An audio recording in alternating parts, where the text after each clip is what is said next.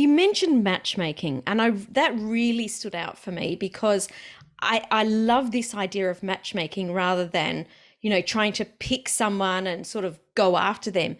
Tell us more about matchmaking and how this works. So it's really more about the selling process. They, but one of the things that I often say is it really doesn't matter how much you sell if you've not addressed your pricing first, Hmm. Hmm. because adding clients just creates a whole new set of problems, Hmm. right? So you may have to add staff or processes or all kinds of issues operationally when you bring on more and more clients. Hmm. So before you go in that direction, address your pricing issues first and make sure you're pricing for value and you're able to communicate with a lot of confidence why you priced the way you did, what it represents, and the kinds of results that you get for your clients. So Hmm. that's the Hmm. first piece.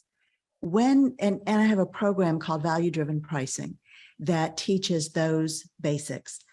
The selling piece, I have a program called Painless Selling to Ideal Buyers.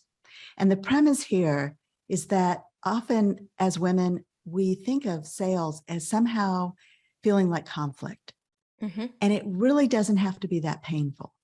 So when I talk about matchmaking, it's getting very clear on what your values are, what's important to you, and who you want to work with, who is an ideal buyer. And I'll make a distinction between an ideal buyer and an ideal client, because an ideal client does not happen by accident.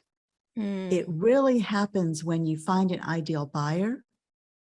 You have taken them on this journey to help them be ready to buy, Hmm. and then you can kind of train them to be an ideal client. So who is your ideal buyer and where do you find them? And I teach that in the Painless Selling program. And then the matchmaking comes in as you're guiding their thinking so that they understand the value of what you're providing. And you will be very clear and confident in how you're talking about the results that you get.